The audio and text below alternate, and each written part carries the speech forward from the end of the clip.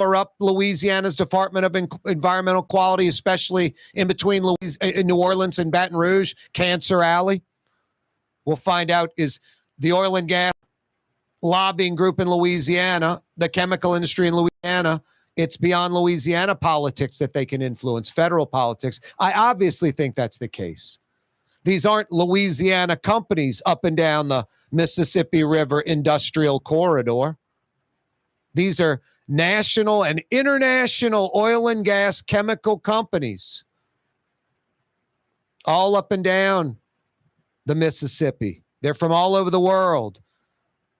I doubt any, if any, are local at all. So these are powerful folks with beyond national, international stroke and reach. No, and Louisiana's always kind of been considered like a toilet, like just put it there, MB, in my backyard. Texas, Louisiana, we'll take all these oil and gas chemical plants, these cancer-causing facilities, bring them on. Dr. Paul Templet, the only time the Department of Environmental Quality was trying to live up to its name, at least trying to live up to its name. He's going to join us in a few minutes to tell us what went down then, what's gone down since, what's going on today. You don't want to miss that. I mentioned Rafael Goyeneche in the 5 o'clock power hour. Also, a Martel Monday. Brett Martel will join us. Those red beans and rice, they go down a lot better after Saints victory, don't they? I had red beans and rice today on a Monday from Fausto's on Vets. And yes, Mondays are better when the Saints win. Everybody's in a better mood. Gotta love that Saints 1-point victory. And for some fans, there's a little giddiness because it's not only a Saints 1-point victory, it's a Sean Payton Denver Broncos 1-point loss. Some fans are reveling in that. Denver kicking off to start the game against the Raiders. Onside kick to start the game, to start Sean Payton's career in Denver. I think there's about 50% of the population going, wow, that's Sean Payton, man. What a gutsy call. Almost worked. Almost worked. The other half going, dude, it's game one against the Raiders, and you have to pull that gimmick? Anyway, it definitely speaks volumes of his personality and his attitude as far as coaching and his aggressiveness. But like I said, and right away I said this, the Denver sports media is not at all like the New Orleans sports media.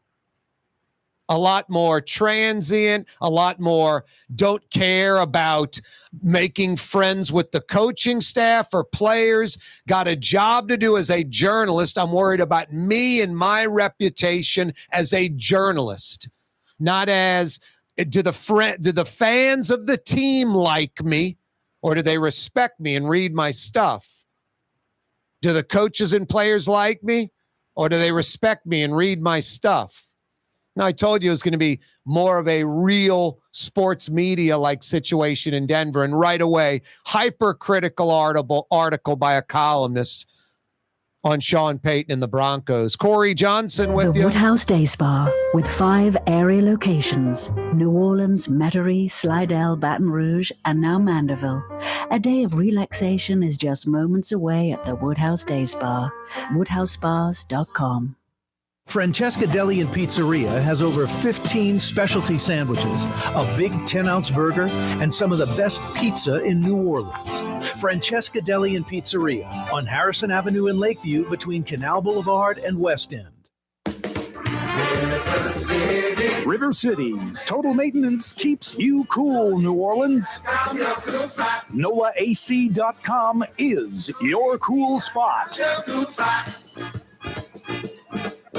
Ooh, Leidenheimer, that's what I said. Ooh, Leidenheimer, that's French for bread. Leidenheimer. The French bread of the city of New Orleans. Good to the last crumb. Leidenheimer French bread. Here at the NOLA Coalition, we love our kids and we love our city. The people of New Orleans are standing together for a better future. By harnessing our collective resources, the NOLA Coalition will create a safer, more prosperous city for all residents.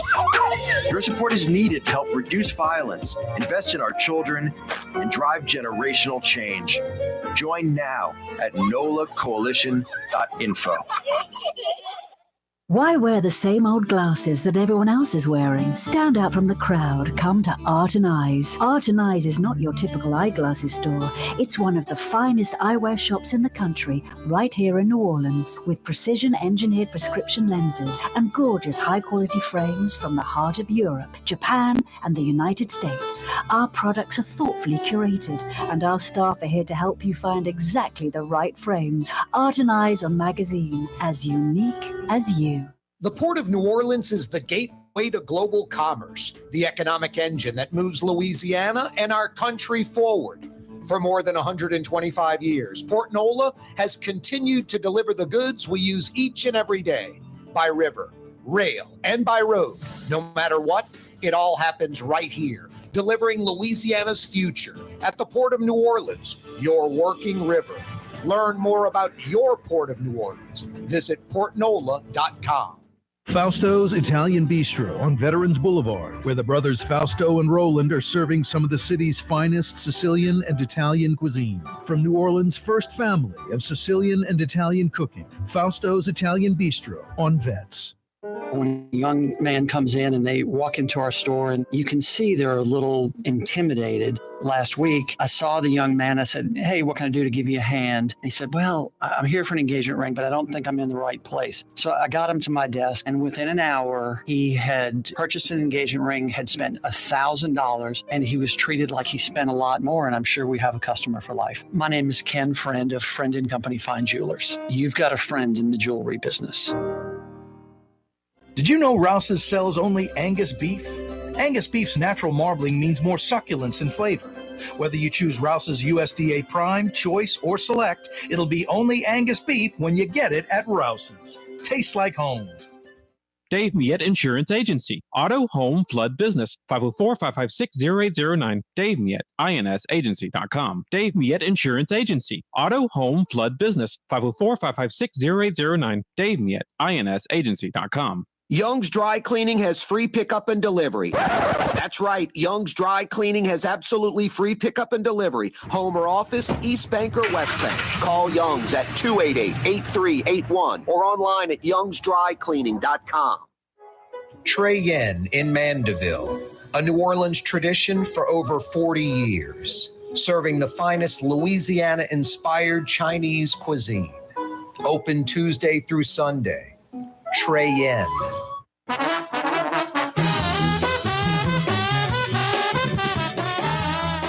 It was around this time that Jim Mora was saying woulda, coulda, shoulda about his New Orleans Saints 1987. If we only would have embraced this time, and I'm not talking about the Saints, I'm talking about Buddy Roemer, sitting governor, goes from Democrat to Republican. Republican Party endorses Clyde Holloway, kind of an evangelical, fanatical guy that garners like 6-7% of the entire vote. Essentially, a three-way tie between Edwin Edwards, David Dork, and Buddy Roemer. Should have been a clear victory for Buddy Roemer, rolling into his second term. But would that have even mattered? Because in his first term, the powers that be, Edwin Edwards on the sideline, John Alario, Nunez, Sherman Copeland, sabotaging a lot of what Buddy Roemer wanted to do. New Orleans would never lose its charm, but our economy might be more like Charlotte today. Louisiana would never lose its originality, but might be more like North Carolina today if we would have embraced those Buddy Roemer reforms, which were simple, basic, commonsensical, taking the shenanigans out of politics and running the state more like a business and taking advantage of our natural resources and doing things right. and not getting taken advantage of. One of the major problems, Louisiana, just a filthy state. Air, water, land, pollution problems, the inmates running the asylum, the oil and gas industry, the chemical industry. Buddy Romer brought in Dr. Paul Templet to run the Department of Environmental Quality in Louisiana. Wasn't trying to run business away, simply trying to enforce rules and regulations already in place. Have the Department of Environmental Quality live up to its name for once. Dr. Paul Templet joins us on the program. How you doing, Doc? I'm doing good. How about you, Corey? Doing well. A pleasure. Thanks so much for you joining us this afternoon. Sure, my pleasure. Fairly accurate, that lead in just now? Yeah, it sounded good to me. Yep. Hey, when you took over that job, what was the Department of Environmental Quality like in 1987? Well, it was pretty small. There were only 350 people, employees there. Romer let me increase that to 850, and so we added 500 employees and began enforcing the law and passing some new laws and putting some new regs in place to try to drive down the pollution numbers in Louisiana. They were the highest in the nation at the time for any state, and that's not a good place to be. Why were they so high? Was there just a total lax in regulation? Were there not enough people to enforce it? Some of all of the above.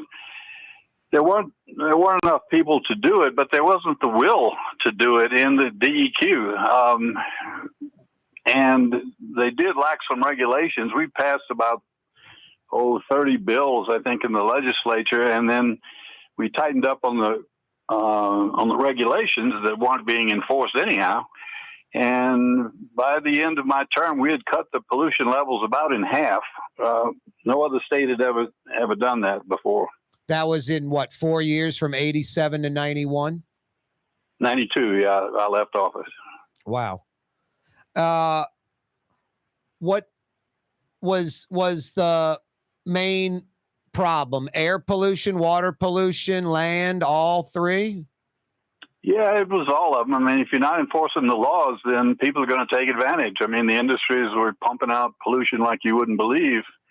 And I think it was affecting everyone. The air was the most visible. In Baton Rouge, for example, each year we have 18 days when we didn't meet the federal standards. By the time I left, we were down to 2 days where we didn't meet the federal standards, and it was getting better.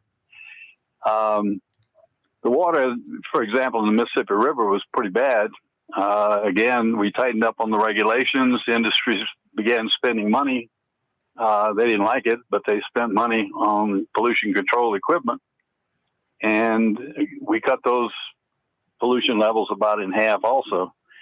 Hazardous waste and solid waste were a problem. There was a lot of fighting about landfills and what to do with the landfills, and we just put rules in place and began enforcing the laws and hiring a lot of people. How did that go over within the Department of Environmental Quality? The two things, that change where, hey, you 350 existing employees, we're actually going to start, living up to our name. You're actually going to do your job. And I'm more than doubling the staff, bringing in another 500. How did that go over with some of those folks that had been entrenched in that department for years, even decades? Well, it probably was not received very well by some people in the department, but, they don't say those things to the secretary. So the people we got in were good people. We were only hiring people with college degrees that had a college degree in a relevant subject like chemistry or any of the other sciences. So we hired good people, and within a short time, we began to see some real results. It was an interesting time. What about the pushback from the oil and gas and chemical industry? It had to be fairly aggressive on their part. Yeah, they declared war on the DEQ, but it didn't amount to hill of beans. I mean, they didn't have a leg to stand on, and they knew it. So we also got them to pay for the DEQ. We upped their fees, and I didn't even need a state appropriation from Romer, but he insisted on giving me $10 million a year in the 4 years I was there. But we had industry paying for being regulated. How did that work? Oh, it worked real well. No, how did I bet it did. How did you get that set up to where industry paid for it? Well, the secretary has a lot of power and a lot of authority. And back then, I think he probably had more because I think the legislature is limited. The secretary is now. But all I had to do was write an order and say, this is what you're going to pay. And you're going to pay your fair share. And they began paying. They couldn't not pay because we could cut off their permit and they couldn't operate. You're talking about you brought in people, you started enforcing the law, you made the people pay the fines, not some fee beforehand, right? Well, yeah, they paid both. If there were fines, then they had to pay those. And the fines went from, a total of about $1 million a year that DEQ was issuing before I got there to $7 million a year. So we went up by a factor of 7, and they also paid the fees. Now, I mean, these are huge corporations in Louisiana. We're not talking about mom and pops. Yep. And, you know, they pay all these fees in other states. Why not in Louisiana? They need to pay their way and not put the burden on the taxpayer. Was the marine shale, looking back, that approach the right way to go? I mean, I think it was. But, boy, that guy was powerful, put up a lot of money when election time came, helped get Buddy Romer out as governor. Was that the number one pushback, or at least the most public pushback, or were there some others as well? Well, he was pretty loud, and, he's got the most press, I think. You know, the big corporations, they don't engage in that kind of name-calling like the marine shale people were doing. But, yeah, we had to enforce the law, and they weren't obeying it. In fact, turns out they didn't even have a permit. They had something in writing, but it wasn't a permit, and so that's what the courts finally ruled. We had to take them to court to shut them down, but we did. And then the federal agencies got involved on our side. So that worked out pretty well. Were there others like marine shale that weren't as public? No, nothing quite like marine shale. They were in a category by themselves. Off the record, Doc, were there any oil and gas industry, chemical industry folks that, you know, off the record were like, we get it, you know, we'll work it out, we'll tighten up what we do, or we'll pay the fine? Were they kind of acknowledging it and sort of, wow, the inmates aren't running the asylum anymore, you guys are actually going to enforce rules and regulations? Did you get any of that from those folks kind of off the record on the side? Yeah, we did. We got a little of that, but mostly they just kept their mouths shut and obeyed the law. I mean, their lawyers are telling them, look, you got to pay these fees, you got to pay your penalties. And I set a standard of, once you put a penalty on somebody, then I insisted that we collect 85% of that penalty, or we go to court. You know, they have the right to go to court. So they wound up paying the 85%. In the past, they'd been settling for much smaller amounts. So, but yeah, industry recognizes what they're up against. And, you know, if you do it right and you follow the law and follow the rules and the regulations, you're going to do fine in Louisiana. But once they see the rules not being enforced and penalties not being assessed or followed up on, then they all tend to slide and let things go to hell. And that's what happened in Louisiana in those years up to 88 when I took over. Yeah. Hey, Doc, hang on 1 second. I mean, I got a quick break. We're coming right back. For us, it's really relationships. And if you care about the relationship, you're going to do the right thing for the customer all the time. When we're in design process of a custom-made piece, I have a test that says, if I wouldn't give this to my wife, I think we should pass and start over. If it's not perfect, it's going back to the shop. We're going to start all the way over. My name is Ken Friend of Friend & Company Fine Jewelers. You've got a friend in the jewelry business. For over 20 years, serving healthy, fresh, authentic Middle Eastern cuisine, Lebanon's Cafe. In the Carrollton section of Uptown on the streetcar line, Wednesday through Monday, 11 a.m. to 9:30. Lebanon's Cafe. For Leidenheimer Baking Company, producing the perfect French bread is more than a vocation. It's a sacred mission. And for 5 generations, they've used the same time-honored process, baking their signature loaf with its crisp crust and delicate center, unique and still good to the last crumb. From the finest French Quarter restaurants to your local po' boy shop, for over 125 years, New Orleans' own Leidenheimer. 1970 was an exciting time in New Orleans. The first Jazz Fest was held, the city hosted its first Super Bowl, and the first Helm Paint location opened on Earhart Boulevard. While the floppy disks, mood rings, and pet rocks may have come and gone since the 70s, Helm Paint has grown to become your premier source for quality Benjamin Moore products, competitive pricing, and personal service. Please visit one of our locations today and we'll meet our competitors' prices on any identical product. Helm Paint and Benjamin Moore, let us steer you in the right direction. Helm Paint and Supply. For game-changing innovation, look to the Latrim family of companies located in Harahan. Intralocks, a Latrim company, changed the game when they invented modular plastic conveyor belts over 40 years ago. These belts and innovative Intralocks technology are transforming movement in manufacturing facilities around the world. Intralocks is a dynamic global company now hiring in production, warehousing, shipping, and more. If you want to be part of our successful team, visit Latrim.com. That's LAITRAM.com. Here at the NOLA Coalition, we love our kids and we love our city. The people of New Orleans are standing together for a better future. By harnessing our collective resources, the NOLA Coalition will create a safer, more prosperous city for all residents. Your support is needed to help reduce violence, invest in our children, and drive generational change. Join now at nolacoalition.info. The Woodhouse Day Spa, with 5 area locations, New Orleans, Metairie, Slidell, Baton Rouge, and now Mandeville. A day of relaxation is just moments away at the Woodhouse Day Spa, woodhousespas.com.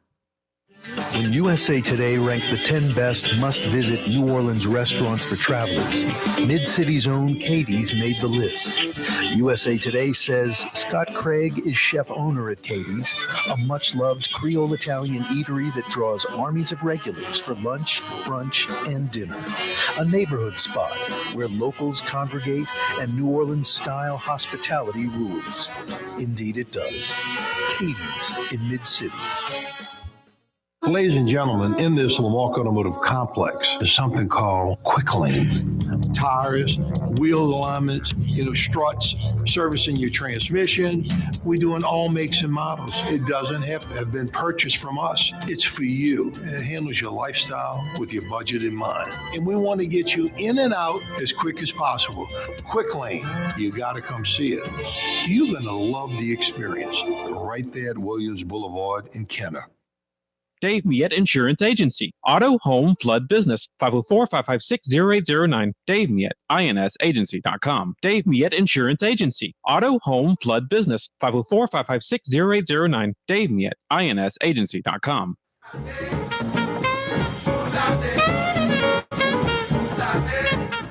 Dr. Paul Templet joins us, head of Louisiana's Department of Environmental Quality for about 4 years.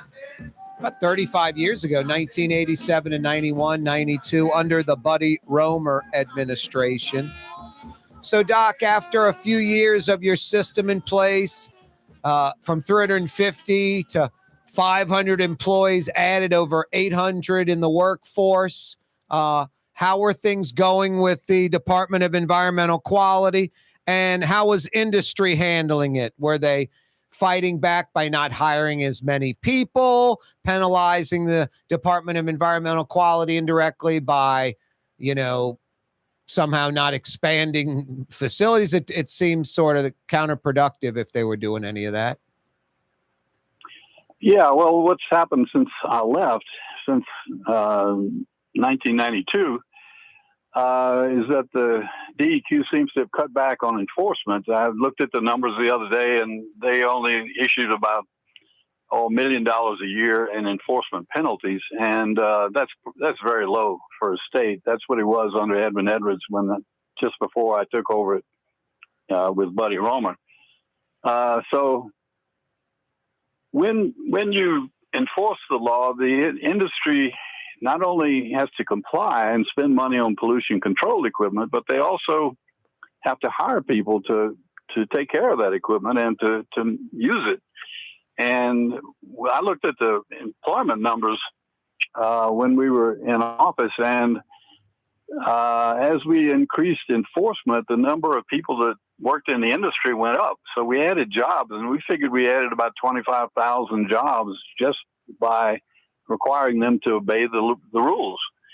And it worked pretty well. Now, I don't think they're doing that anymore. I don't know why exactly, except that industry pressure and the lobbyists in the legislature and the legislature itself. Yep. Let me try to explain a little bit about how the system is supposed to work, and that is the DEQ really has authority over on the chemical plants. They don't really have authority over oil and gas because unless they're discharging into a public water body, which they do to some extent, but not the discharge from an oil and gas facility into the air? No. Well, a little bit in the air, yes. But it's water that you were primarily worried about with oil and gas. And they like to keep everything in the DNR because the DNR doesn't give them a hard time. In fact, the DNR it was pretty lax in how they're enforcing the rules in Louisiana. So oil and gas works very hard through lobbying in the legislature, campaign contributions, and other ways to make sure that everything that regulates them stays in the DNR because they know DNR is not going to do much of a job. You're saying the Department of Natural Resources is even more lax than DEQ? Oh, absolutely. Wow. Wow. They're one of the worst I've seen of all the agencies that are supposed to be enforcing environmental rules.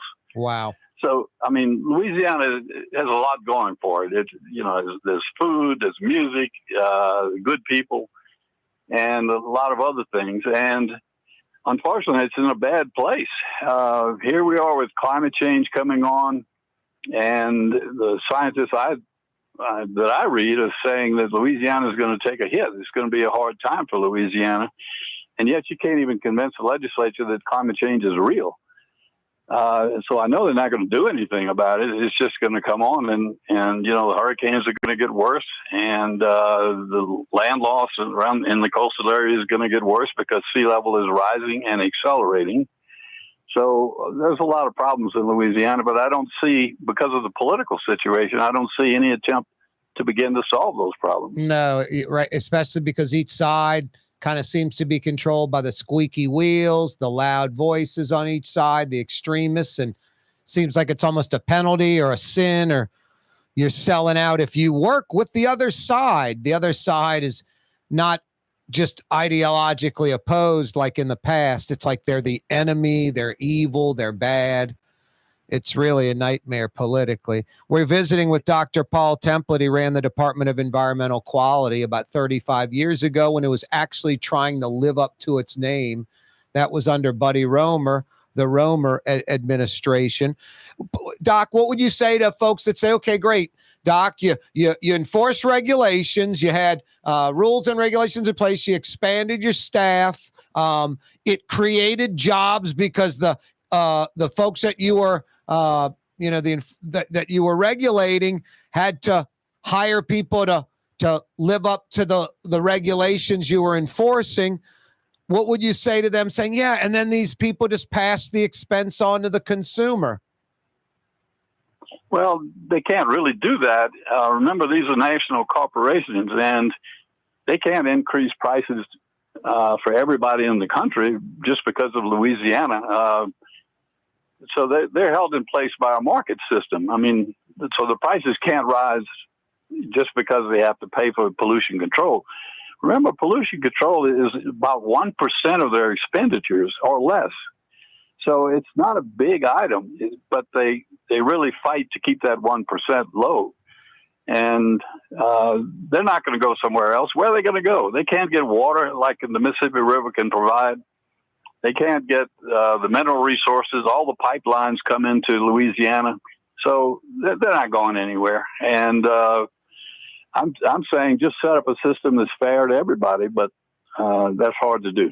So your term ends, Buddy Roemer loses, Edwin Edwards comes in as governor. What does Edwin Edwards do? He calls you, someone tells you you're done. How did that work, your exit?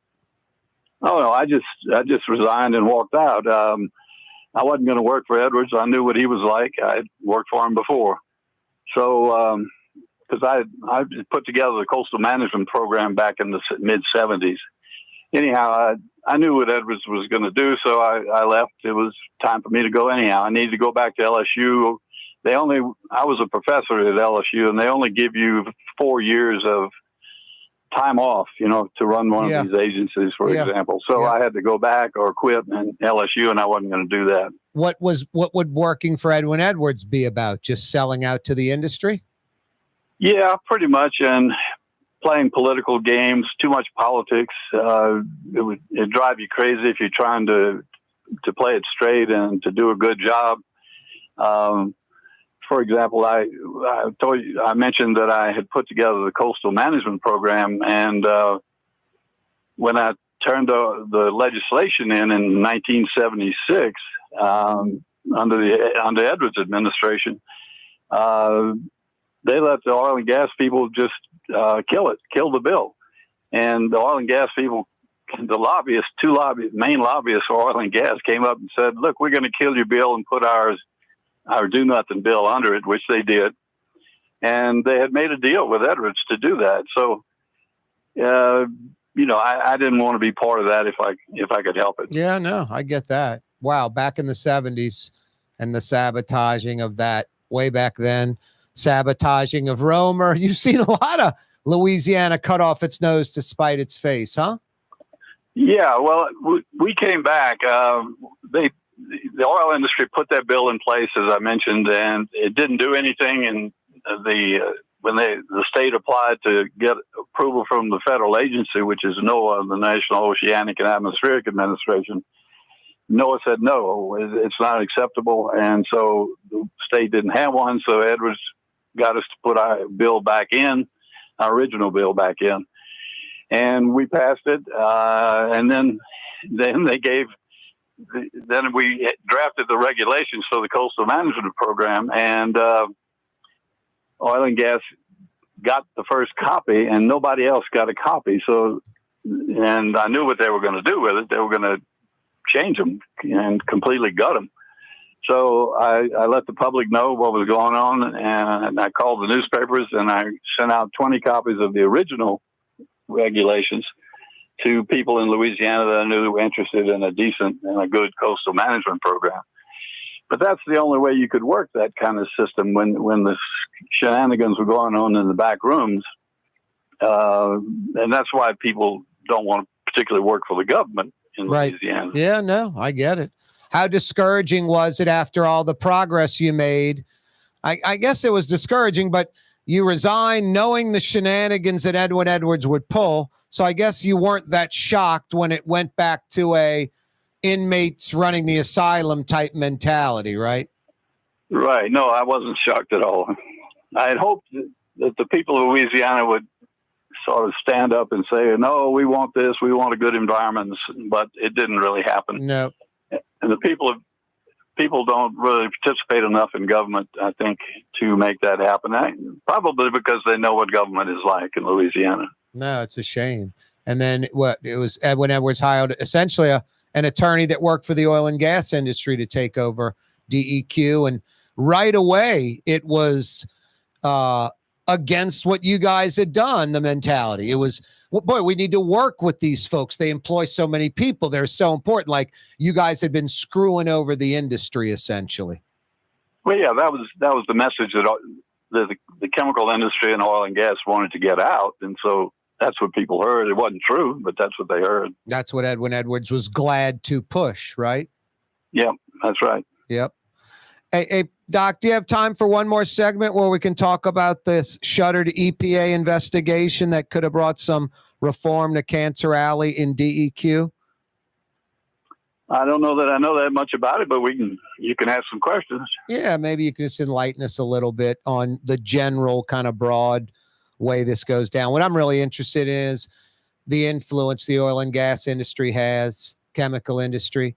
You know, in Louisiana, they obviously control things, but when you think about who they are, they're not local companies, they're national and international conglomerates. So I'm sure they've got some stroke on the federal level. More with Dr. Paul Templet next. What actually lasts a lifetime? Not much, but at Helm Paint, we have something guaranteed to last a lifetime. Benjamin Moore's Regal Select. This paint and primer in one offers cutting-edge waterborne technology, smooth application, and long durability. Helm Paint and Benjamin Moore, your New Orleans paint store. From the owners of Katie's in Mid-City and Bienvenue in Harahan, an old school deli with over a dozen specialty sandwiches. Francesca Deli and Pizzeria on Harrison Avenue in Lakeview between Canal Boulevard and West End. Francesca Deli and Pizzeria. The Port of New Orleans is the gateway to global commerce, the economic engine that moves Louisiana and our country forward. For more than 125 years, Port Nola has continued to deliver the goods we use each and every day by river, rail, and by road. No matter what, it all happens right here, delivering Louisiana's future at the Port of New Orleans, your working river.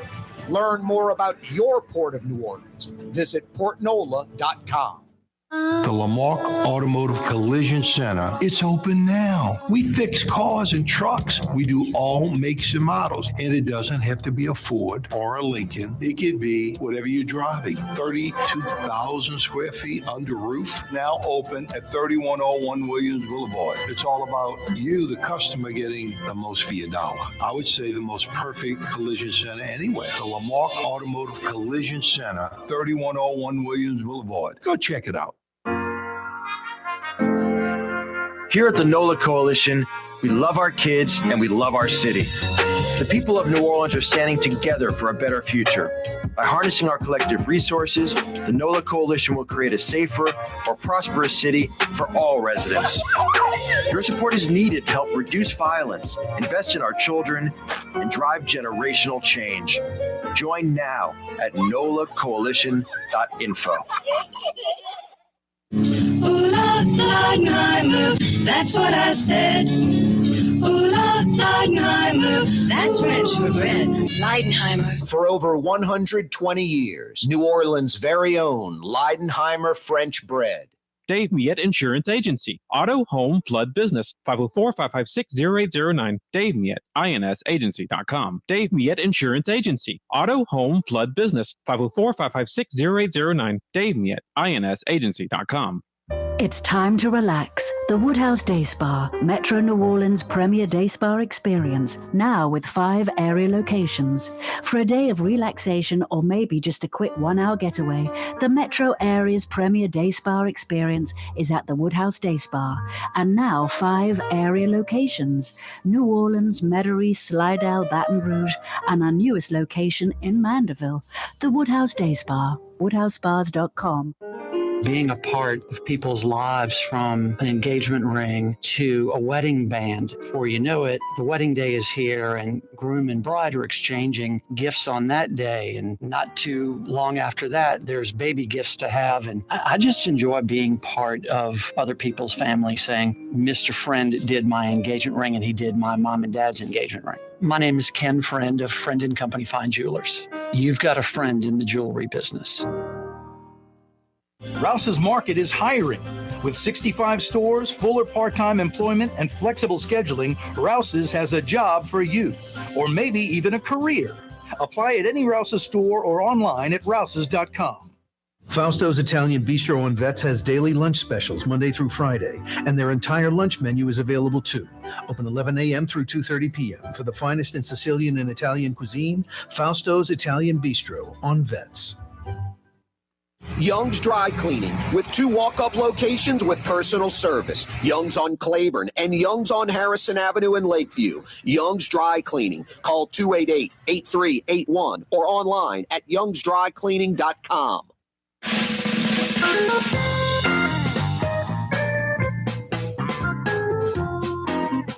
Dr. Paul Templet's a few more minutes. He ran the Department of Environmental Quality when it was actually trying to live up to its name.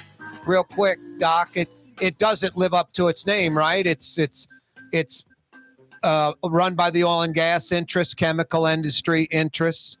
It's not really citizen-oriented or environmentally oriented. Is that fair to say? Yeah, I think that's fair to say. They don't seem to be doing much enforcement these days. I mean, I looked at some of the numbers. The penalties are assessed, which is a good measure of how active they are in enforcing the regulations. I mean, the way the system works is you come up with a regulation, oil and gas and chemical industries and everybody else gets to say in that regulation. They can make a statement at a public hearing, and then the regulation goes into effect. It might be changed based on their statement, but once it's in place, it's supposed to be enforced, and I'm afraid they're not enforcing the rules now. With that said, these companies aren't local. They're national and international conglomerates, right? Mostly? Yeah, mostly. There's a few mom and pops, but not very many. Yep. Would it be safe to say that federally they probably have as much influence as they have locally in Louisiana, or are we more inclined to prostitute ourselves out more than the federal level does it? Well, Louisiana has a reputation of the northernmost banana republic, and we probably let them get away with more than we should. Yep. But at the national level, they have significant influence themselves because we have a hazardous and solid waste law called RCRA, the Resource Conservation and Recovery Act.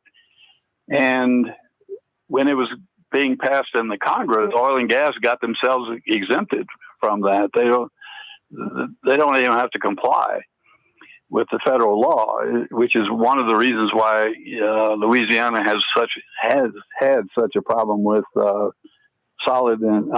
with toxic and hazardous waste. So yeah, they have an enormous influence at the federal level also. Repeat that again. The oil and gas industry does not have to follow federal EPA laws? No, not for solid and Well, yeah, solid is in there too. Solid and hazardous waste. They got an exemption, and of course, it was political. There was one set of regulations that the EPA staff wanted to put in place to bring in oil and gas, but they weren't able to do it. And the Louisiana delegation, I'm sure, had a lot to do with that. There was a great piece on the Channel 4 website, Channel 4 TV from last week, about this shuttered EPA investigation that could have brought meaningful reform to Cantrell, the state's Department of Environmental Quality.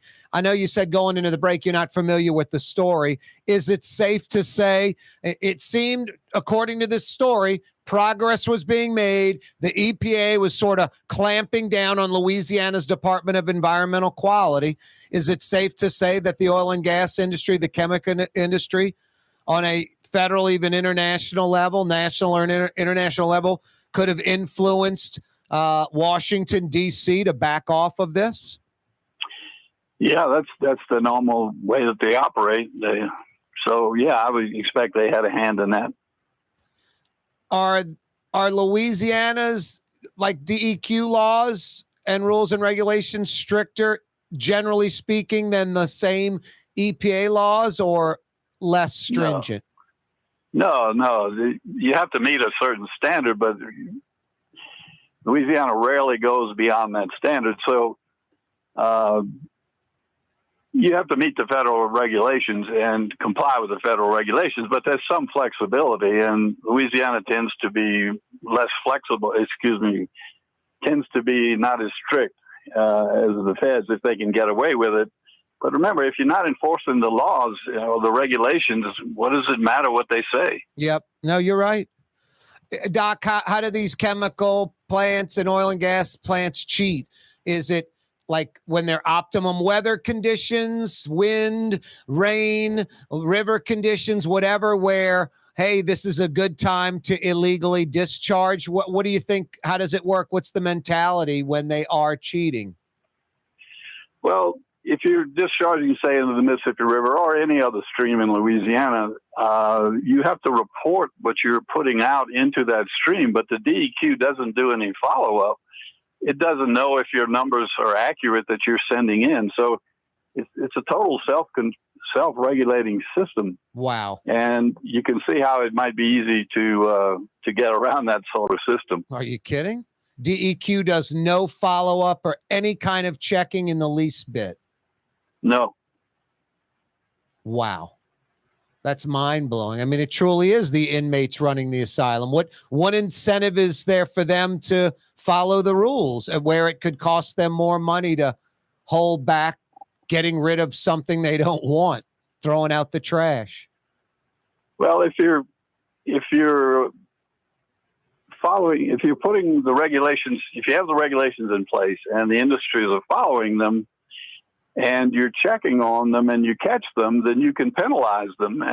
But if you're not checking on them and you're not penalizing them, then there's no incentive. And so they tend to get lax. Wow. And, it's the industry's numbers that DEQ is looking at. Right, right. Hey, Dr. Paul Templet, any final thoughts? There's a lot going for Louisiana, and I wish they would do better, but I can't see it in the near future. Yeah, I know. Sadly, I'm in agreement with you. Hey, Doc, thanks so much for joining us. We really enjoyed it. Thank you, Corey. That's Dr. Paul Templet, former head of the Department of Environmental Quality in Louisiana from 1987 to roughly 1992 during the Buddy Roemer administration.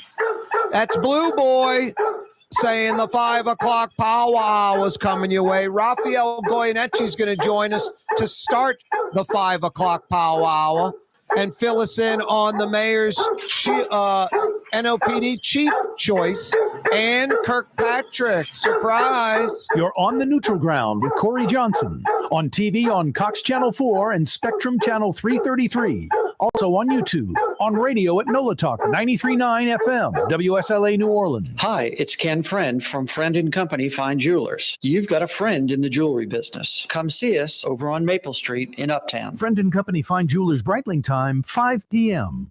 River City's total maintenance keeps you cool.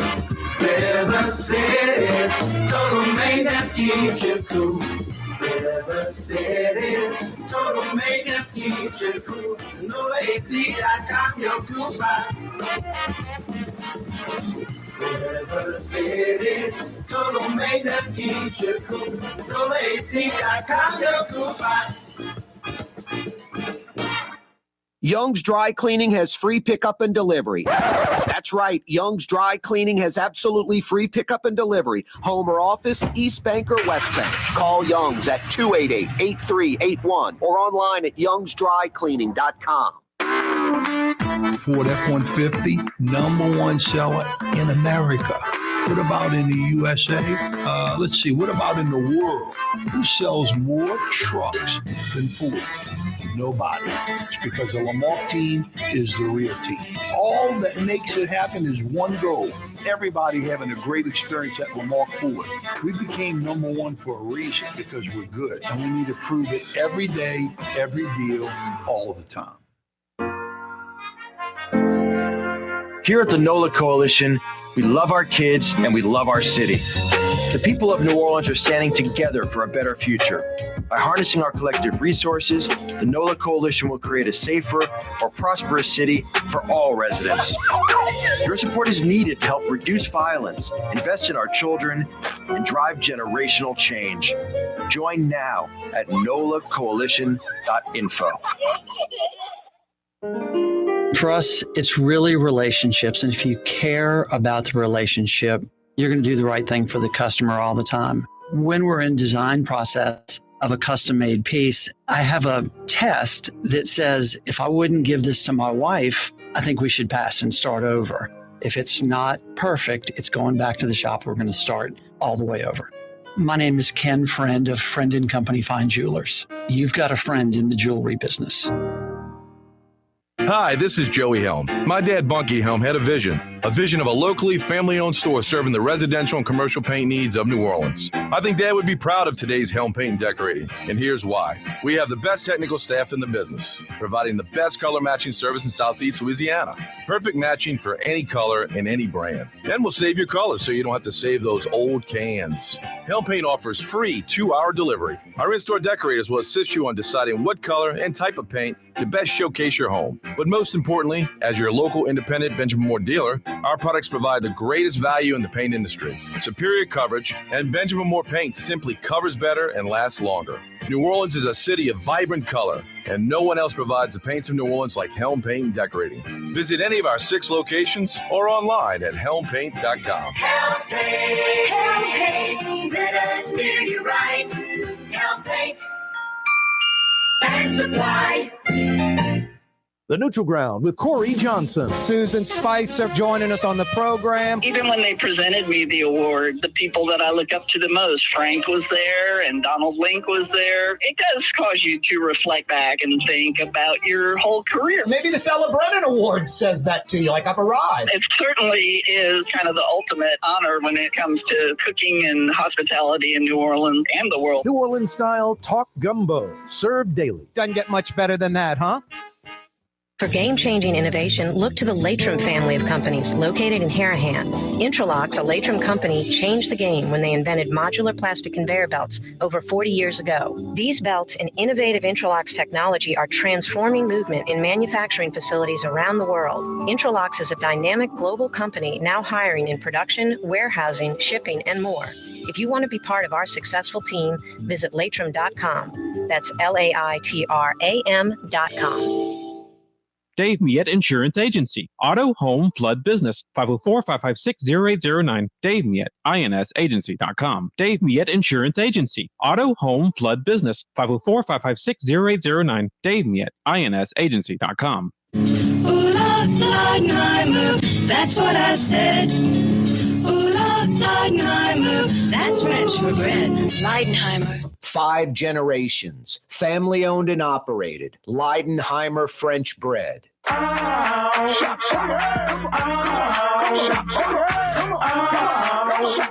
Order curbside pickup online or with Rouse's Market Shopping app and let Rouse's personal shopper shop for you. Curbside pickup is free and you pay the same price for groceries as in store. Use code SAINTS20 and save $20 on orders of $100 or more. That's curbside convenience, shopper style. Oh, yeah!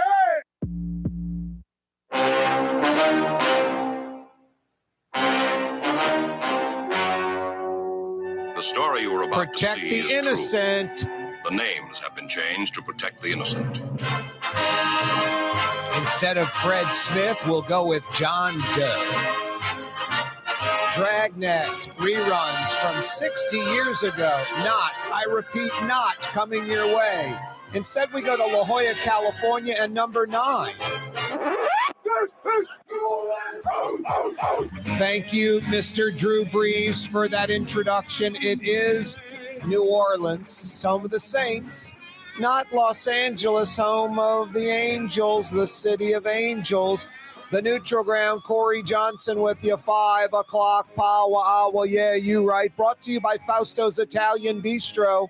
They've opened their doors for dinner. They'll roll till 9 p.m. tonight. Some of the city's best Sicilian and Italian can be found at Fausto's Italian Bistro. I was there about 5 hours ago, enjoying a lunch special, red beans and rice, some paneed chicken.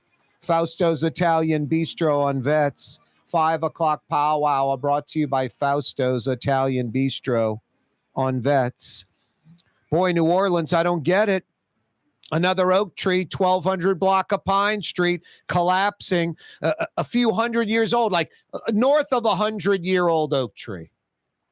Just sad, just wrong. Claiborne Avenue, last few years, hundreds of trees planted. Claiborne Avenue, last few months, hundreds of trees dead, cut down. City of New Orleans not watering them because of this drought. No, these big oaks, they're thirsty, they get weakened, then it rains a lot, the weight of the water, these tree limbs snap, coupled with termites. City doing a poor job with its tree maintenance, canopy maintenance. Got to do better. We'll talk a little bit about that. Brett Martel is going to join us in a little while. Big news of the day, first female NOPD chief. It could happen pending council approval. Mayor LaToya Cantrell introduced a new NOPD chief, and it's not Michelle Woodfork. Upon council approval, former Oakland chief Anne Kirkpatrick, at 64 years old, could head the NOPD. Rafael Goyeneche joins us again on the program. He's with the Metropolitan Crime Commission. How you doing, Rafael? I'm fine, Corey. How are you? Doing well.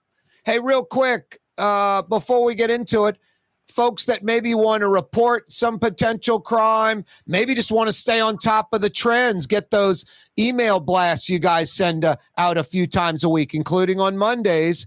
How can folks get in touch with the Metropolitan Crime Commission, keep up with the Metropolitan Crime Commission? You got a website, maybe some social media spots? Exactly. So if anyone wants to find out more about what we do, either A, to report ethical, administrative, or criminal wrongdoing, or B, to review some of the crime trend bulletins that we put out on a weekly basis to get a better appreciation of what some of the issues are and challenges are for the New Orleans criminal justice system, you can go to our website, which is metrocrime, all one word, metrocrime.org. Or if you want to call the office, we can schedule you to receive weekly updates from us on the bulletins that we publish every week. There's no charge for it. You can call our office and speak to one of our investigators if you want to report ethical, administrative, or criminal wrongdoing. Our number is 504-524-3148. Hey, Rafael, I kind of thought the fix was in on this chief search. I thought it was Michelle Woodfork. I thought that was just a given. I thought everything else was a dog and pony show. I was wrong. Were you shocked that Anne Kirkpatrick was selected by LaToya Cantrell and not Michelle Woodfork?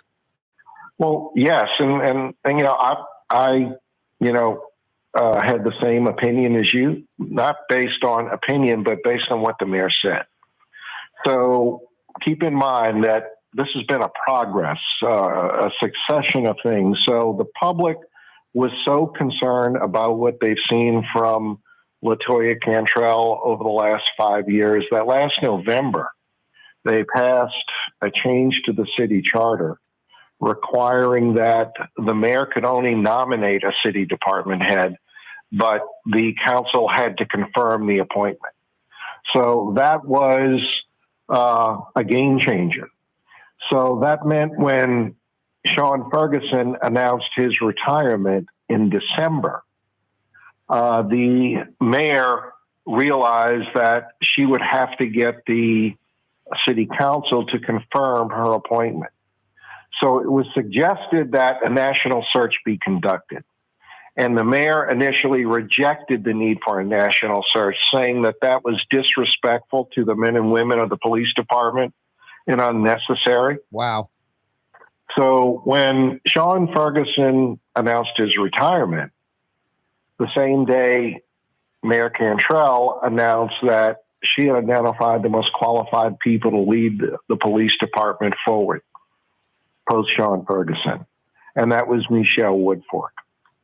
So in March, when the city council had to extend Michelle Woodfork's appointment as the interim superintendent, and they did, the mayor commented that she fully expected the council to extend her because she always believed that Michelle Woodfork was the right person for the job.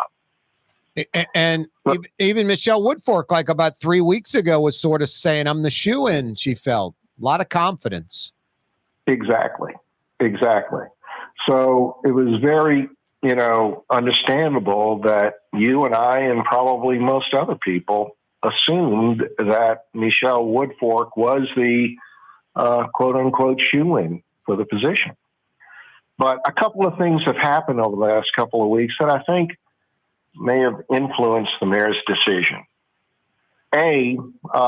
When the 6 semifinalists were identified and they were brought in for interviews before a panel of experts by the IACP, but also an internal and external panel.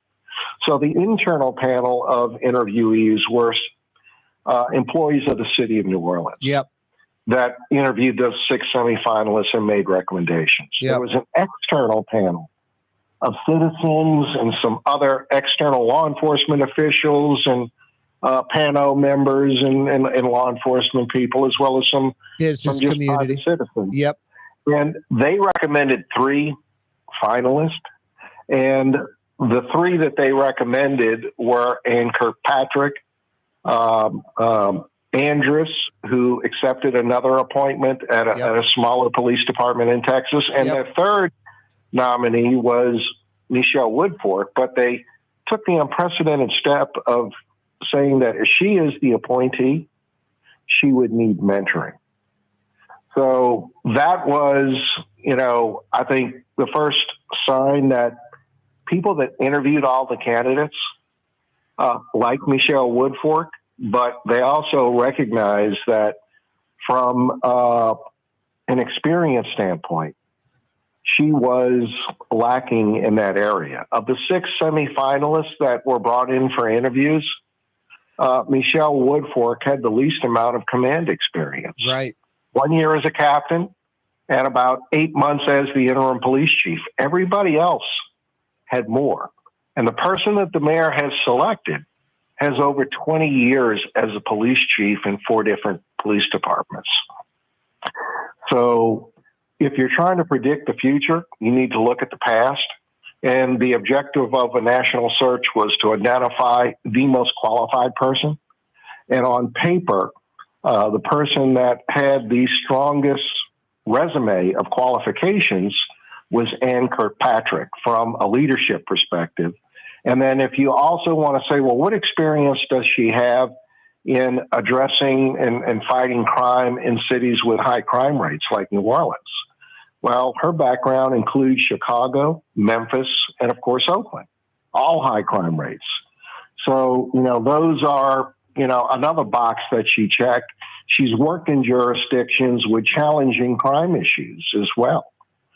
So the mayor surprised a lot of people. I started hearing rumblings last week that this may be in the works, but today it was made official. And that only means that the next step in the process begins.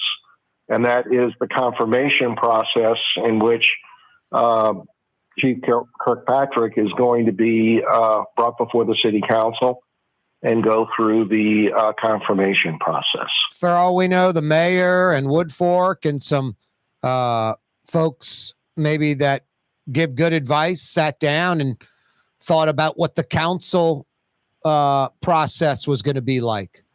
The council going through, asking questions, maybe re-interviewing, and then voting. Maybe the mayor thought, I don't want failure and I don't want to stretch this any longer. I want someone that I know is going to get in. Rafael, we're going to take a quick break and come right back for a couple of more minutes. Rafael Goyeneche's with us. The Woodhouse Day Spa, with 5 area locations, New Orleans, Metairie, Slidell, Baton Rouge, and now Mandeville. A day of relaxation is just moments away at the Woodhouse Day Spa. WoodhouseSpas.com. In New Orleans, we don't eat to live. We live to eat. More is better. Scott Craig of Katie's. That is our slogan. More is better at Katie's. It means more of everything. Not just more food, more smiles, more friendship, more love, more. When you do something, you have to do it right. It's all about more, and it's all more of the good things. Get more at Katie's Restaurant in Mid-City. The Port of New Orleans is the gateway to global commerce, the economic engine that moves Louisiana and our country forward. For more than 125 years, Port Nola has continued to deliver the goods we use each and every day, by river, rail, and by road. No matter what, it all happens right here, delivering Louisiana's future at the Port of New Orleans, your working river. Learn more about your Port of New Orleans. Visit portnola.com. Dave Miette Insurance Agency. Auto, home, flood, business. 504-556-0809. Dave Miette, INSagency.com. Dave Miette Insurance Agency. Auto, home, flood, business. 504-556-0809. Dave Miette, INSagency.com. River City's total maintenance keeps you cool. River City's total maintenance keeps you cool. River City's total maintenance keeps you cool. NoAC.com, your cool spot. River City's total maintenance keeps you cool. NoAC.com, your cool spot. Young's Dry Cleaning, with 2 walk-up locations with personal service. Young's on Claiborne and Young's on Harrison Avenue in Lakeview. Young's Dry Cleaning. Call 288-8381 or online at youngsdrycleaning.com. Fausto's Italian Bistro on Veterans Boulevard, where the brothers Fausto and Roland are serving some of the city's finest Sicilian and Italian cuisine. From New Orleans' first family of Sicilian and Italian cooking, Fausto's Italian Bistro on Vets. Ooh, Leidenheimer, that's what I said. Ooh, Leidenheimer, that's French for bread. Leidenheimer. Served in New Orleans' finest restaurants, Leidenheimer French bread.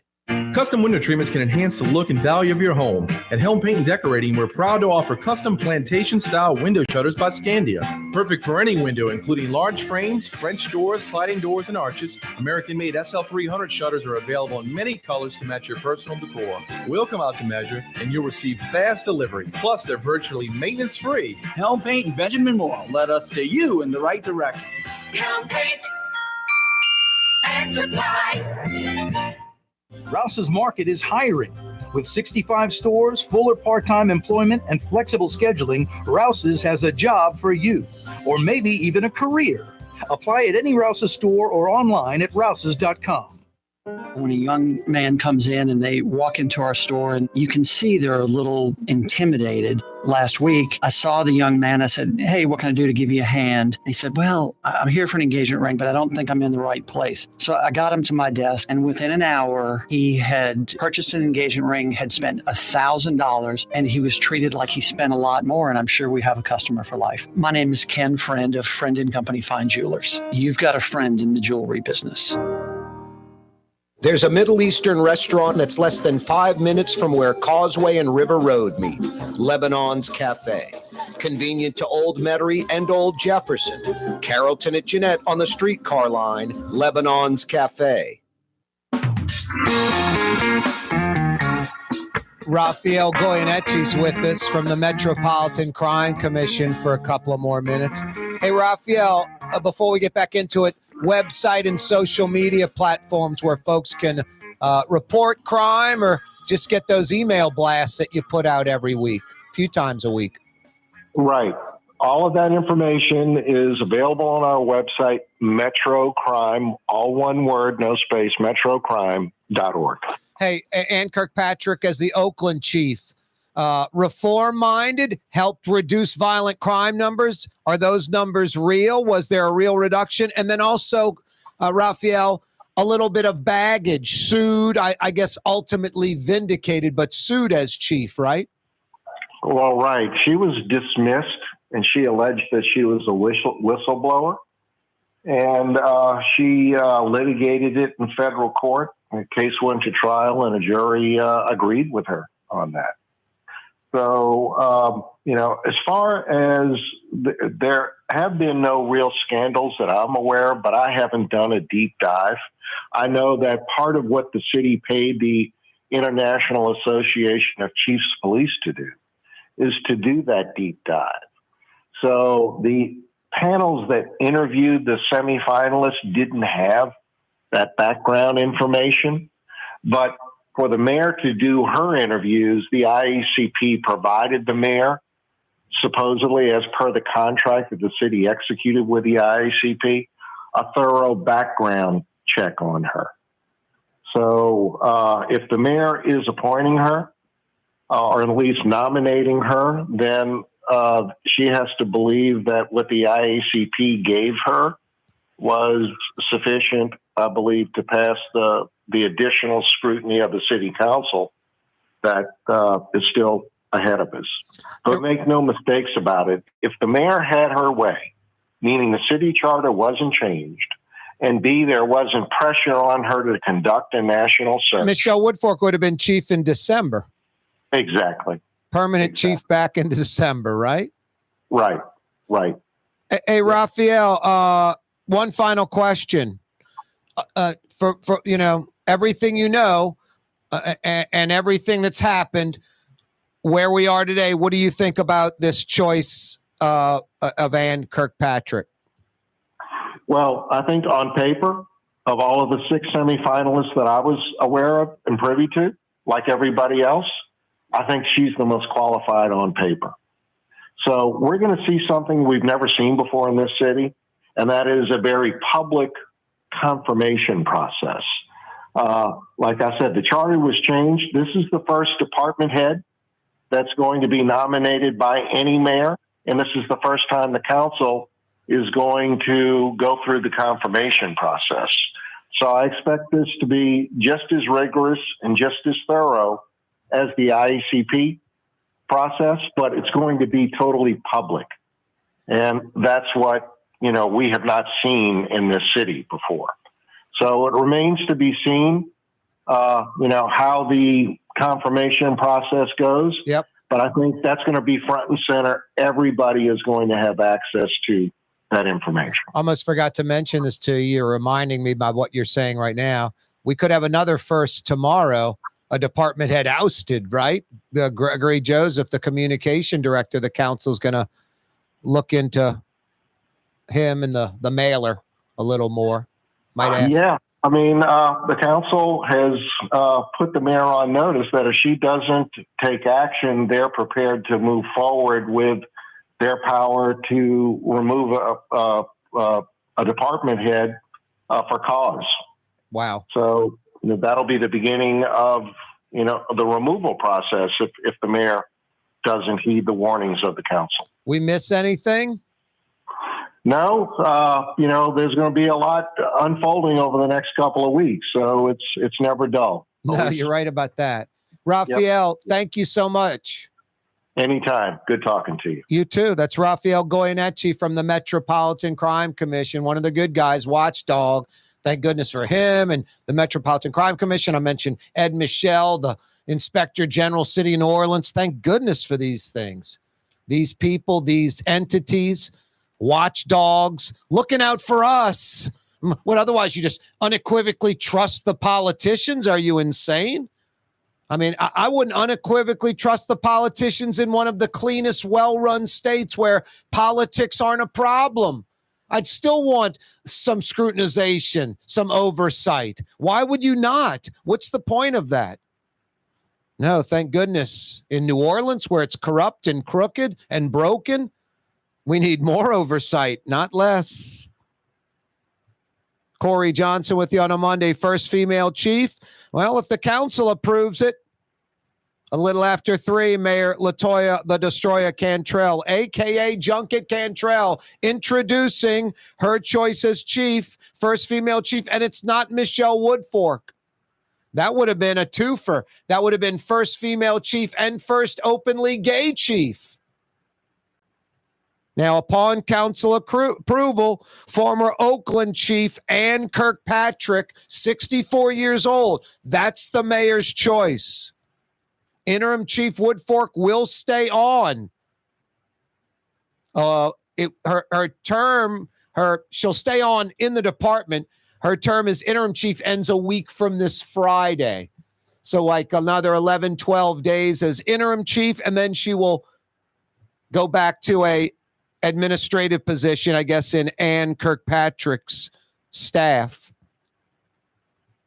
Anne Kirkpatrick, former Oakland, let's see, Ellensburg, Federal Way, Spokane, deputy chief in King County, a lot of Washington State and Oakland was her biggest gig as chief. But yeah, at least 4 other times as a police chief and one as a deputy chief in the sheriff's department of King County. So number 2 in that huge department. Michelle Woodfork, not Mayor Cantrell's choice, apparently. Anne Kirkpatrick, the city council will have to approve that choice before Anne Kirkpatrick can ascend to the chief's gig. Pine Street uptown, another oak tree over 100 years old, just snapping in half, cracking in the street. We have major problems with our trees. This city, a major blunder during the drought over the summer. Look on neutral grounds all over the city. It can be Louisiana Avenue, right off St. Charles, like a block or two, just all dead trees. And these are trees that were planted within the last year to 2-3 years. Claiborne Avenue, hundreds of trees from the Superdome all the way to the parish line, Jefferson Parish line. So past the Sewage and Water Board plant, about 3 miles down Claiborne to the Dome, 4 miles, let's say 3+. Hundreds of trees planted, hundreds of trees dead. Not all of them, the majority of them dead. The majority. I mean, the neutral ground, like a block past Roberts, in between Roberts and the Sewage and Water Board plant, in between Roberts and Leonidas and Claiborne, there's about 2 trees alive and like a dozen stumps about a foot tall. And these are all trees that were 2-3 years old that the city simply did not water and let die. And these trees cost money. Is there some insurance? Are the feds going to foot the bill and replant all these trees? How's that going to work? New Orleans has a depleted tree canopy to begin with. Some say 1/3 less trees than 20 years ago in Orleans Parish. 1/3 less trees. The ones we plant, the ones that we're bringing in to replenish, you don't water them and they die. I mean, look at these neutral grounds. Claiborne, Louisiana, just to name a few where these 1, 2, 3-year-old trees are dead. Just pathetic. City of New Orleans not watering those trees during the drought. Pathetic. No excuse. None. Go to the Mississippi River and suck in some water into a tanker truck and go water these trees. No, really terrible. And now these oak trees that the city just doesn't tend to. You know, there was a scare about, 15 years ago? Termite damage to the oak trees on St. Charles Avenue. Bunch of uptown people with some stroke and that care got together and they did something about it. Had the trees tested, treated, trying to get rid of the termites and the like. Now, you see these trees come down and the middle of them is like a big hole. Sometimes there's even like mud packed in there. That's the termites. That's their water source. That's where they're living. They're eating that tree. Just terrible. No, another oak tree goes down, this time uptown on Pine Street. These trees are stressed out because of the drought, even the big oak trees that are still lush and green. They get weakened because they're stressed, and they're hundreds of years old. Then a big deluge comes down like last week, and the weight of the water on the branches, the trees are absorbing the water on the above ground part of the tree, the trunk and the branches. The weight of the water snaps these vulnerable trees, coupled with a lot of them with termite damage, and the city doing nothing to worry about. Just another thing that shows you how broken the city is. I mean, is there an efficient, well-run department? Yeah, the Office of Inspector General. You want to know why? Because it has full autonomy. So sad. I mean, we see the sewage and water board. It rains, we flood. You know, there's dysfunction there. We see it. We have to assume that every single city department is poorly run, inefficient, ineffective, not well run. No, these trees, the dead trees on the neutral ground, the oak trees that are crashing to the ground, that is the city of New Orleans negligence, man-made problem. No, it's sad. Not taking care of just basic things in the city. How do we expect the more complex things like education, infrastructure, crime? How are we ever going to get those things accomplished? Hey, there is hope. You heading home? You'll probably pass at least 1, 2, maybe 3 Rouse's markets. They're everywhere. Best quality, best price, best selection. They mean that. Tastes like home. They mean that. Louisiana's own. Been at it for over 60 years. South Louisiana, Cajun country, home of Thibodeau, New Orleans. That's Rouse's roots. Over 60 Rouse's, 20 plus in Metro New Orleans, like a third of all Rouse's locations right here in Metro New Orleans. Number 1 in New Orleans, number 1 in Baton Rouge, number 1 in Lafayette, number 1 in Lake Charles, number 1 in South Mississippi, number 1 in Mobile, Alabama now. Rouse's Markets, best quality, best price, best selection, tastes like home. Rouse's Markets. Saints win by a point. Sean Payton and Denver lose by a point. A lot of Saints fans are liking that karma. Saints are 1-0. Next up, a week from tonight, Carolina. Brett Martel, another Martel Monday, just a few minutes away. He'll join us to discuss that, a big LSU win. Tulane, a lot closer than the score. Lane Kiffin, I'm not a fan of that guy. Just sort of deviant, kind of a cheater. Players just falling down on the field to slow down Tulane's no-huddle offense. Just not right. Not right. You know what else isn't right? All these jewelry stores. I see more billboards, another local jewelry store with real diamonds on the billboard. We started a trend. I've been talking about this for over a year, and I've been talking about Friend and Company Fine Jewelers for nearly a year, and it was all about what Friend and Company Fine Jewelers does. And then coupled with, you've got to be careful because there are a lot of folks out there peddling junk, calling it diamonds. I'd call them faux diamonds, fake diamonds. They're not natural. They're not real. They're not over 1 billion years old. The exact opposite. They're man-made. They're lab-created. They're 3 weeks old, and the market is getting flooded with these fake diamonds. I've been talking about this, these so-called diamond stores, diamond jewelry stores, some local, some national, pushing these Chinese-made, lab-created, 3-week-old man-made diamonds. This is a diamond for life. This is a gift for her, most likely, for the rest of your life. Do you want in the back of your head, you'll always know, it was man-made 3-week-old diamonds. I cut corners. I went on the cheap for the most important person in my life, and it was a lifetime purchase. Guys, Friend and Company Fine Jewelers on Maple Street, in between Broadway and Carrollton. Go see Ken Friend. Real diamonds, natural diamonds, 1 billion years old. Ken Friend has diamonds, and when I say for any price range, I mean it. Thousands of dollars, tens of thousands of dollars. They have items at Friend and Company Fine Jewelers over $100,000. And then they have an entire room dedicated to real natural diamonds, everything in it. Tennis bracelets, diamond necklaces, stud earrings, under $1,000. Taking care of everybody. Friend and Company Fine Jewelers on Maple Street in between Broadway and Carrollton. The Port of New Orleans is the gateway to global commerce, the economic engine that moves Louisiana and our country forward. For more than 125 years, Port Nola has continued to deliver the goods we use each and every day, by river, rail, and by road.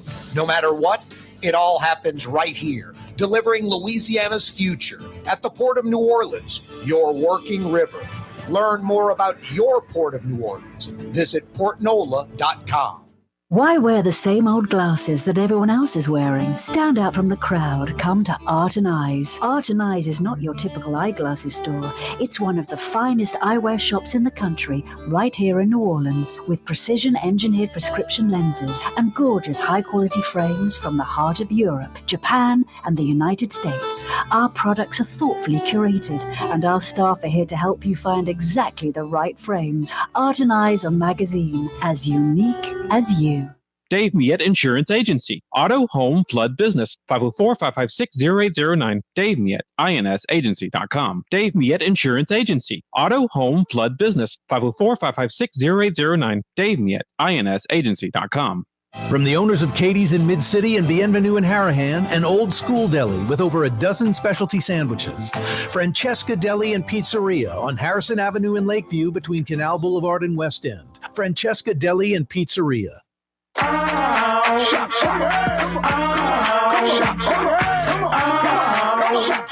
Order curbside pickup online or with Rouse's Market Shopping app and let Rouse's personal shopper shop for you. Curbside pickup is free and you pay the same price for groceries as in store. Use code SAINTS20 and save $20 on orders of $100 or more. That's curbside convenience, shopper style. Oh yeah! For game-changing innovation, look to the Latrim family of companies located in Harahan. Intralocks, a Latrim company, changed the game when they invented modular plastic conveyor belts over 40 years ago. These belts and innovative Intralocks technology are transforming movement in manufacturing facilities around the world. Intralocks is a dynamic global company now hiring in production, warehousing, shipping, and more. If you want to be part of our successful team, visit Latrim.com. That's LAITRAM.com. You're listening to The Neutral Ground with Corey Johnson. Cotton Bowl winning coach Willie Fritz joining us on the program. Have you ever been part of a game that great? A lot of things happen in the game. You just don't know the script. You got to adapt and improvise. You just got to keep playing hard the whole time, and our guys did an excellent job of that. How big is yesterday for the overall future of the program? You got to have the guy to really have a burning desire to get quality education and also be a great football player. You got to have focus. You've always have embraced New Orleans. You've been a great ambassador for the city, for Tulane University. Well, I appreciate you saying that. My wife and I just love it here in New Orleans. And just everybody, the city's just sensational. We just a dime for a person who came up to me after game. I had tickets in Tulane Stadium, and I've heard that a ton of times. And then that's good that we're able to make some people happy. That's Willie Fritz joining us. Thank you. I appreciate it. Roll A. The spirit of New Orleans. It's Corey Johnson on the Neutral Ground. The Lamarck Automotive Collision Center, it's open now. We fix cars and trucks. We do all makes and models. And it doesn't have to be a Ford or a Lincoln. It could be whatever you're driving. 32,000 square feet under roof, now open at 3101 Williams Boulevard. It's all about you, the customer, getting the most for your dollar. I would say the most perfect collision center anyway. The Lamarck Automotive Collision Center, 3101 Williams Boulevard. Go check it out. For us, it's really relationships. And if you care about the relationship, you're going to do the right thing for the customer all the time. When we're in design process of a custom-made piece, I have a test that says, if I wouldn't give this to my wife, I think we should pass and start over. If it's not perfect, it's going back to the shop. We're going to start all the way over. My name is Ken Friend of Friend & Company Fine Jewelers. You've got a friend in the jewelry business.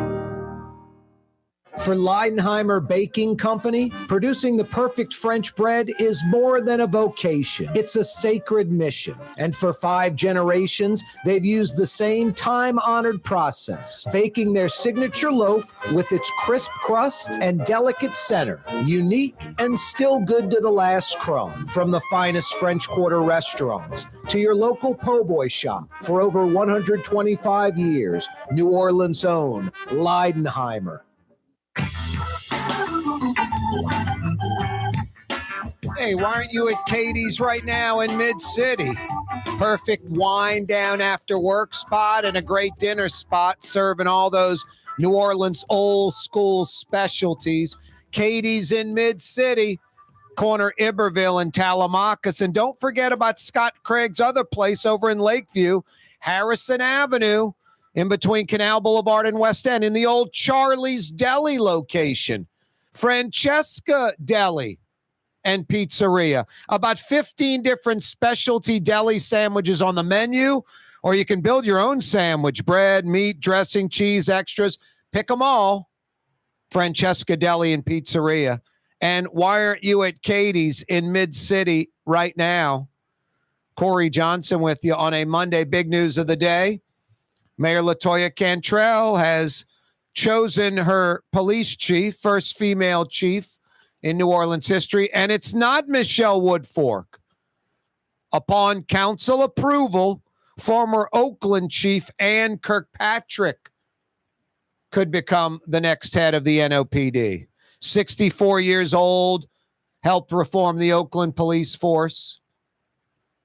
We'll see if the council passes this, approves of her, and she becomes the chief. Saints win by a point. Sean Payton and Denver lose by a point. All is good down on the bayou. Brett Martel joins us from the Associated Press. Another Martel Monday. What's happening, Brett? Hey, Corey. How are you? Doing well. I'm sure some Saints fans are enjoying that Saints 1-point win coupled with Sean Payton losing by a point. Yeah, although the latter part is, a little bit of schadenfreude. So if they're Catholic Saints fans, they might have to just kind of acknowledge that in the confessional that they were experiencing schadenfreude after Payton lost his opening game in Denver.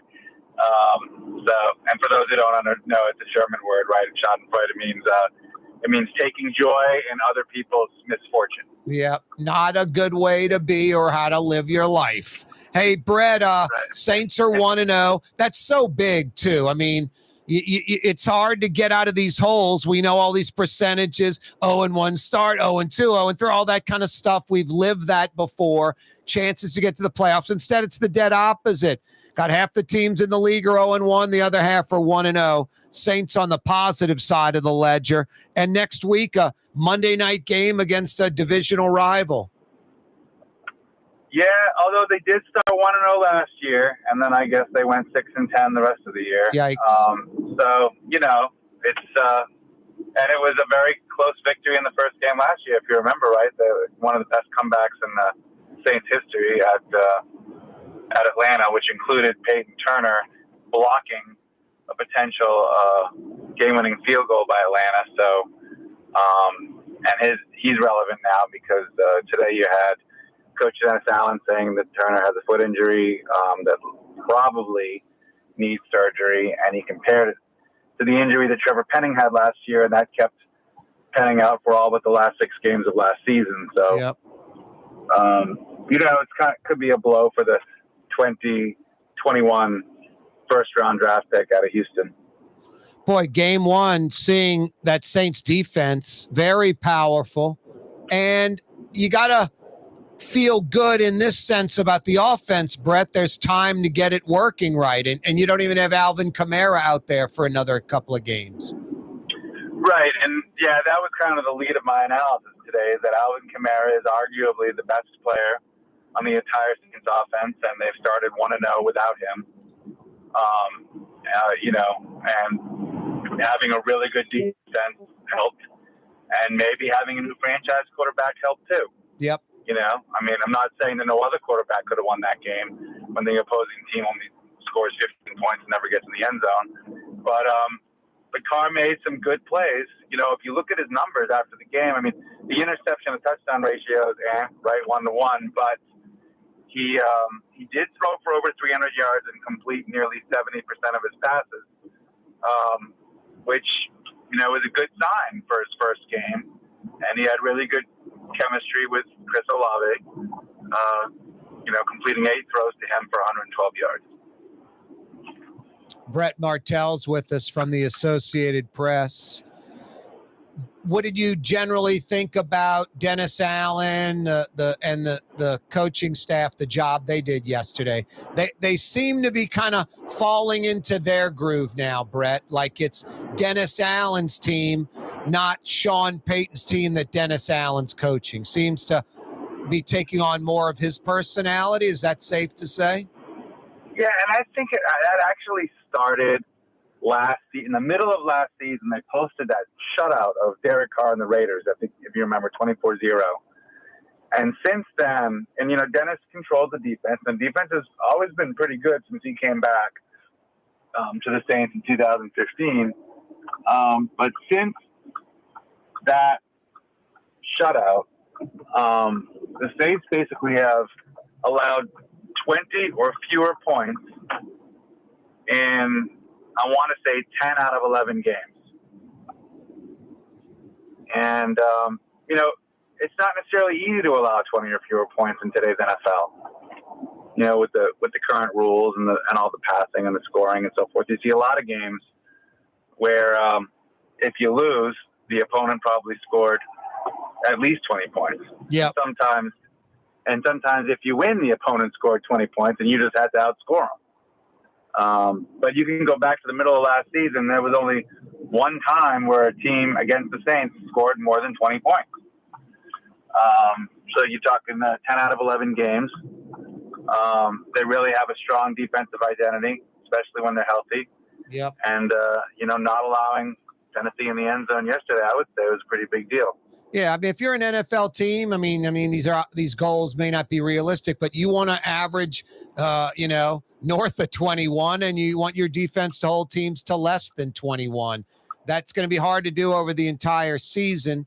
But those are the teams that win, the ones that average north of 21 points and keep the opposition in the teens on average. Right. Hey, Brett, next Monday night in Carolina, the following week at Green Bay, but no Aaron Rodgers, but still the next couple of weeks, really big opportunity for the Saints on the road. I mean, they knock out Carolina, knock out Green Bay. That's a strong start and very viable. I mean, it's kind of waiting for them.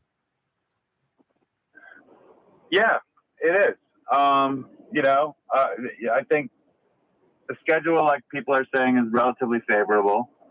And when you get, if they end up going 2-1 in these first three games and get Kaare back for the last 14 games, I think it could get really interesting as long as they don't have bad luck with injuries. They've already had a little bit, obviously, with Payton Turner going down. But you have to imagine that Carr.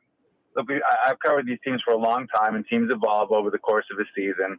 But one thing that usually happens if you have consistent lineups, guys that are consistently available and practicing together, one thing that usually happens is that the receiver and quarterback chemistry improves. The quarterback has a stronger command of the offense and knows how to distribute the ball, especially under pressure.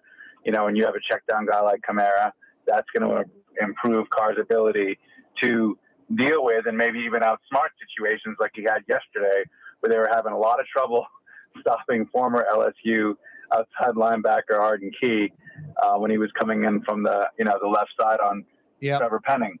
And it was forcing Carr to escape the pocket a lot.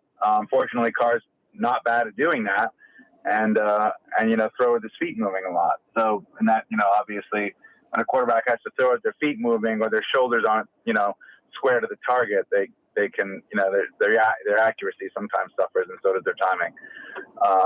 So, yeah, I'm with you on that. I think that the early part of the season is looking up as long as, they don't have some random just bad injury to the wrong guy at the wrong time. Brett Martel's with us from the Associated Press. Hey, Brett, you just happened to be watching the Saints. It was on CBS. It faded to the Broncos game pretty quickly. It was interesting. CBS, as they, made that switch, not a lot of post-game Saints, but, I guess that's what I wanted to hear, and they're just doing their network thing. Anyway, they go to Denver. Sean Payton against the Raiders. First play as Denver's coach, an onside kick. And they almost get it. One side of me was like, boy, typical Payton, just pulling that out. First play. And then right away I'm thinking, wow, first play, you're going to do an onside kick. It's just like, it's a regular season game. It's just sort of, it's against the Raiders. It almost seemed desperate. Anyway, so I was kind of torn.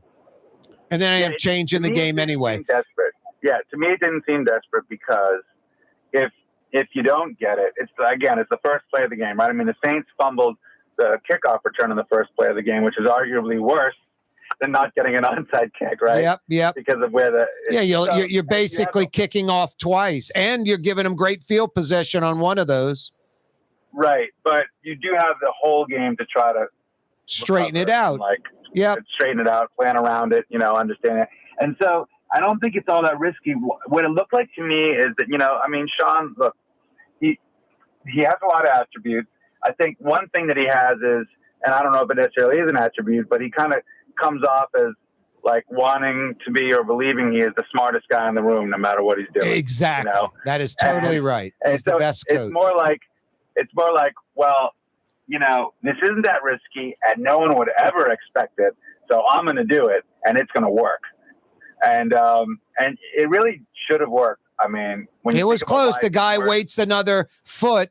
Yeah. It's their ball, but still, it just seems sort of crazy when you look at it. And Brett, as I predicted, and it didn't take long, I said this. I was like, New Orleans is a small little parochial city of about 1.2 million in the metro. It's not a lot of transients. We kind of do our own thing.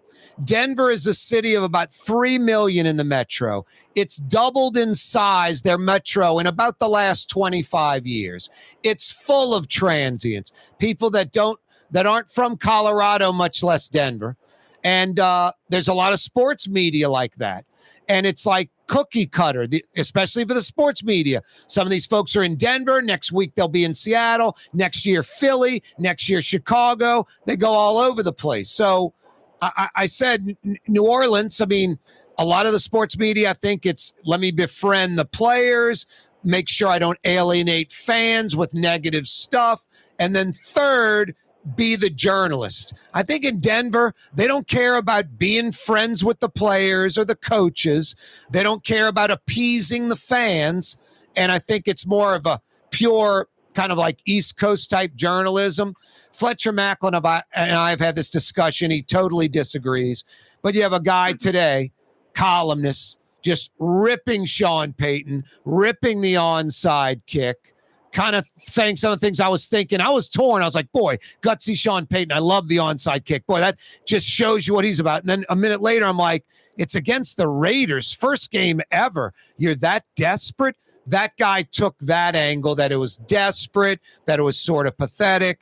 But local media in Denver already ripping Sean Payton game one. So I think it's fair to say it's a different environment, the media in Denver, the media in New Orleans. I'm not dogging the media in New Orleans. We're nicer, we're friendlier. You go to New York, people don't say hello on the street or hold the door open for you. In the South and New Orleans, we do it. So whatever the reasons, I think Sean Payton kind of owning the media or getting a break from the media or being able to manipulate the media. I don't think Denver cares one bit about Sean Payton per se. He wins, maybe different. Yeah. No, I mean, I think Denver's view is we're paying him a ton of money. He has a good reputation. We expect results and not gimmicks, And I'm sure that, Denver football fans, especially the ones that are savvy, have been, they still have a really good tradition. I know they have a lot of transplants, but I've been to Mile High Stadium. They have a really avid fan base. They've had it for a long time. Oh, yeah. Yep. And so it probably seemed a little gimmicky to them, especially if they're not used to the type of personality and the type of gamesmanship that I would associate with Sean Payton. So, look, Sean's looking to not only steal possession, but I think what he's really looking to is he's looking to get the crowd involved early and his team fired up about some unconventional play working. Yep. You know what I mean? Yeah, and give them a positive vibe. Give them the, hey, we're winners. You know, we're winners. It just backfired yesterday. Lutz missing a field goal and an extra point. Denver loses by a point in the opener. We're visiting with Brett Martel. Hey, Leidenheimer Baking Company. They've been around since 1896. That's over 125 years. Just over the weekend, I enjoyed a great roast beef po' boy. You know why it was great? Leidenheimer French bread. Leidenheimer French bread still being baked right here in the city of New Orleans. Good to the last crumb. Leidenheimer Baking Company, Leidenheimer French bread. Brett, Tulane, great crowd at Yeoman. The score, you could take 14 off the board, really. That all happened late. Tulane could have won that ball game. They lost, and I'm not saying Ole Miss cheated, but Lane Kiffin's sort of a deviant-minded coach. The players falling down, pretending to be hurt, because to sort of derail Tulane's no-huddle, fast-moving offense. I thought that was kind of petty, but Tulane lost, but they could have won that game down the stretch. It was very close, much closer than the score, right?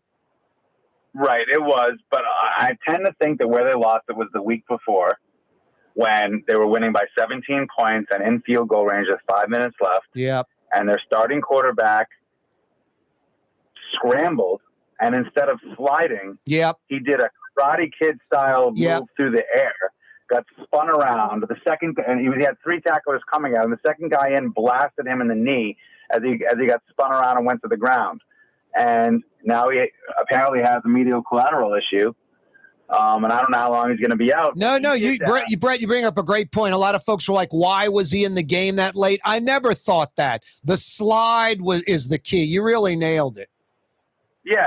If he gets down, I mean, he had nowhere to go. These guys are coming at him at full speed, and I know he loves to think he's a good runner. He can make a move, and he can shake the tackle. He can, but at that point, you don't need to do that. It's not the Cotton Bowl. It's not USC. It's game 2, and you slide and you preserve that lead. You're up by 17 or whatever at that point. No, you're right. A lot of folks complaining shouldn't have been in the game that late, and I disagreed with that.